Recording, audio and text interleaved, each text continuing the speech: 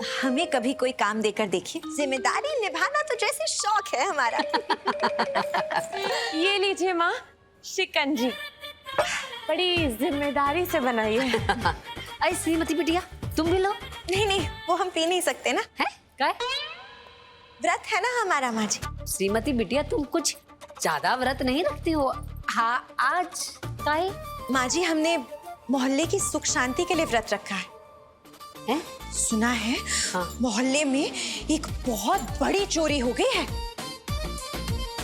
लोग तो कह रहे हैं हाँ। कि चोरी घर की बहू की वजह से हुई है। हाँ? तो हो सकता है ना कि बहू बहुत काम के बोझ के मारे बेचारी से गलती हो गई हो, गलती कर बैठी हो। वो हर इंसान सीखते सीखते ही सीखता है। हाँ हाँ हाँ, सही बात है। अब हमें तो लगता है कि गलती उस बहू से ज्यादा उसके घर वालों की है। हैं? हाँ, अब हमने तो सुना है हाँ। कि उसकी सास ने बिना कोई काम काज सिखाए बहू को चाबी दे दी। अच्छा।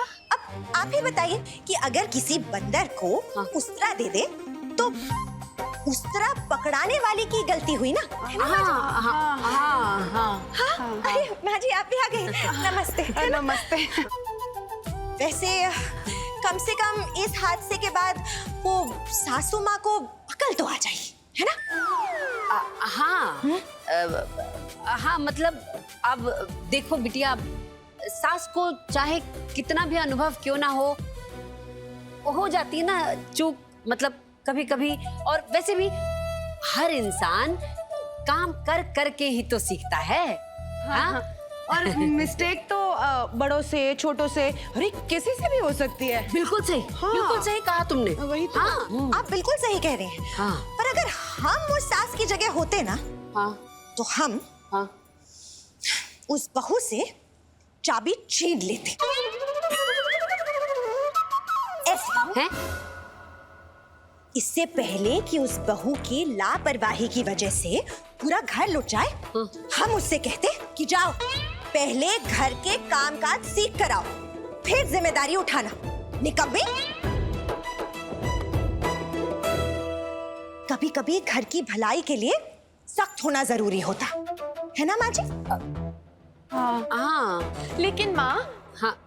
कभी कभी ना पहले बहू की साइड की स्टोरी भी तो सुन लेनी चाहिए, उसे डांटने से पहले, है ना माँ? हाँ हाँ हाँ।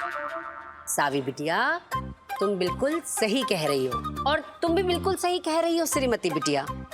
पर हम क्या कह रहे हैं कि किसी भी नौकरी पर काम शुरू करने से पहले अगर उस काम को थोड़ा और अच्छे तरीके से सीख लिया जाए तो इसमें कोई हर्ज तो है नहीं।